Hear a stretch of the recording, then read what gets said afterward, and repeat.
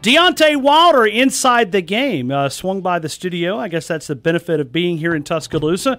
How are you, my friend? You doing okay? Good. I'm doing great, man. I'm blessed, man. How about yourself? You're looking good. Man, you know, look good, feel good, just a little sore. You know, it was a war up in there. That's what it's all about. You know, I like bringing the wars to Alabama because, you know, boxing is still a fresh sport here in the state.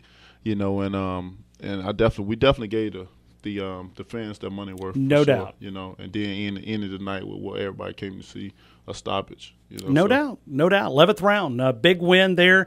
Were you surprised by his toughness? And we're going to take phone calls. If you want to talk to the champ, the WBC heavyweight champion of the world, Deontay Wilder, Bomb Squad, my friend. That's right. Bronze Bomber inside the game on a Monday after the big fight. Still undefeated, still the champ. We're taking your phone calls right now if you'd like to talk with the champ, 205-342-9904. But were you surprised that he showed that toughness in the ring? Because, I mean, he was a big fighter. Yeah, I wasn't surprised at all. You know, we already knew that he was mentally tough. I got friends all over the world. That's the thing that come behind traveling a lot. You meet different people, and I have friends told me that he's tough. Don't look past him or whatever. But I always emphasize on people to tell them the people that they don't know is the scariest people, the ones that they don't know about it. And then because people always, you know, hey, we don't know who's he fighting, you don't know what is his name, or you know, that ain't got nothing to do with what the guy finna bring in that ring that night. You know, you don't know how he's feeling that night, especially when you finna get ready to fight for a world title. But the people that they do know about is the ones that let them down and disappoint them because they already know what their limits and what they expect of them. But, you know, when they're dealing with the fight game, you know, nothing is off the table. You can't underestimate no one, you know, or even the one you think is going to win sometimes not be the winner. So, you know, that's why I love this sport. It's very competitive, and I like to defend my title. It's going to be tough each and every time I go out. And I heard you want to do it again before the end of 2015 would be your goal. Now, it's, as you said, it's a business. You got to be able to work that side of it, be able to the price is right. So at some point you would like to fight before the end of the year. And, man, you're just a guy that you love being inside that ring. I love it, man. It's my Chuck E. Cheese. You know what I mean?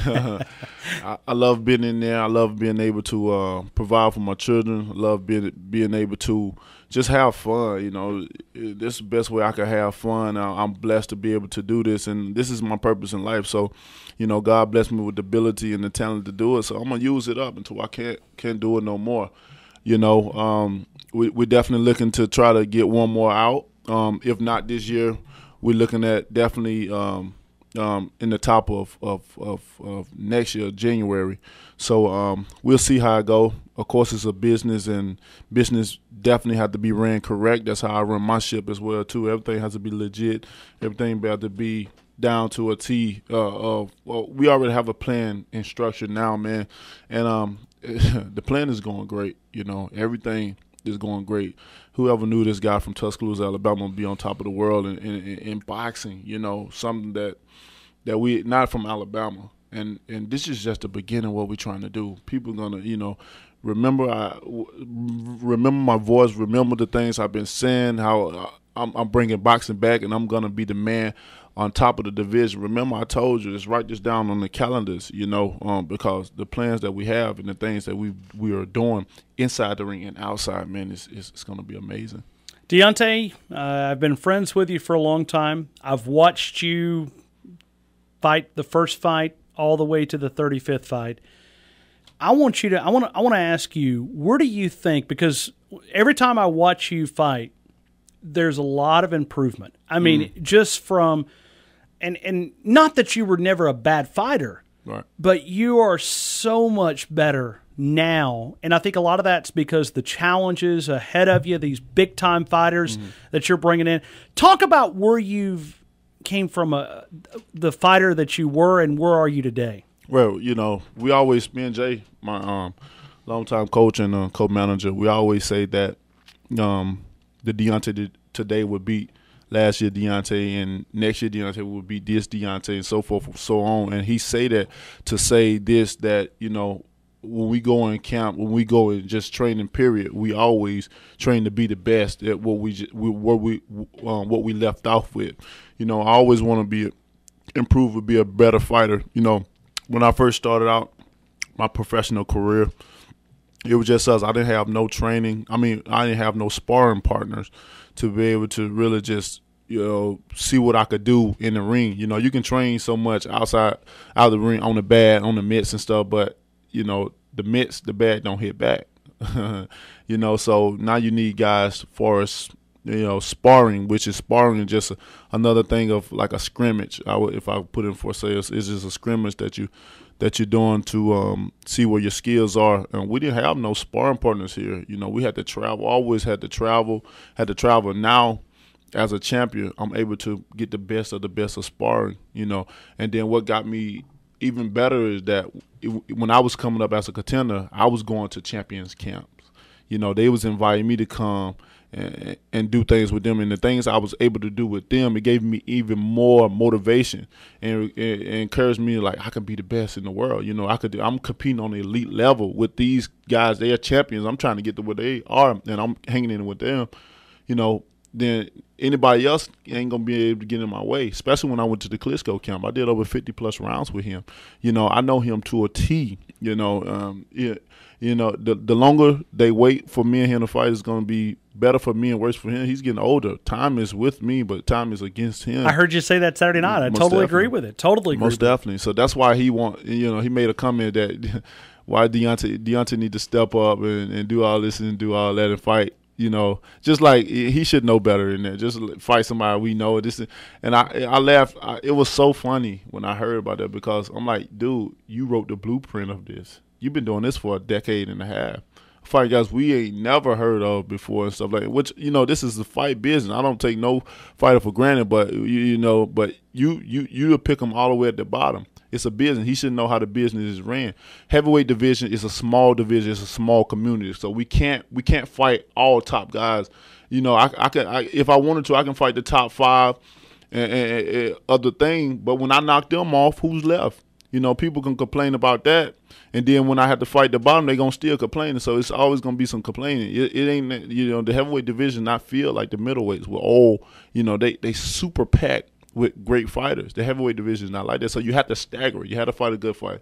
Then you had to pick, you know, so at least my thing go from 1 to 12. You know, we like to keep it in a 1 to 12, maybe sometime 1 to 15. But just, you know, just because the numbers, because they're not in the top of the numbers or what people think they would be, that don't predict or dictate the fight is going to be good or bad, you know. Well, Deontay, let's take some phone calls, my friend. You got a few minutes? Call me. You got a few minutes? I'll be here. Are you all right? Yeah, you got a few minutes? I mean, definitely. Okay. Call me. Okay. Well, I mean, the phones are lined up for you. Let's do it, baby. Let's do it. All right. So Deontay Wilder in studio talking about the big boxing match, and I appreciate him swinging by and hanging out. This is a new time for us. Yeah, so definitely. It is. 2 to 6. We're no longer on the evenings. We're in prime time, baby. Yeah. That's pretty cool. You enjoying the new time? I am. I'm being able to serve Tuscaloosa, and you know the fans wanted something that was on their way home, and we're trying to do that and give it to them. And get to take the wife out a little bit more now. You get a movie and a dinner now. Yeah, I mean, I get to mow the grass. I mean, on top of work. yeah. And I planted the fall garden yesterday. Oh man, turnip greens. Yeah. You don't know anything about turnip greens. Come on now, man. I come a family of cookers, man. They all my family can cook. So, you know, so I got a couple of recipes. I can do some stuff by scratch myself, you know. Really? Yeah, I always feel like I should learn how to cook because I didn't know if I was gonna be with anyone or not. Now we're not talking about like hot dogs and grilled cheese. Nah, we ain't talking about no microwave dinner stuff. You know, we Deontay Wilder can cook. I can throw down. I used to, true story, you know, when I used to live in apartments and stuff, I used to, when Christmas and Thanksgiving come around, I used to make, because I don't know how to cook small meals, so I used to make, it'd probably be about 2 or 3 of us or whatever, and I used to cook big meals, like for a big,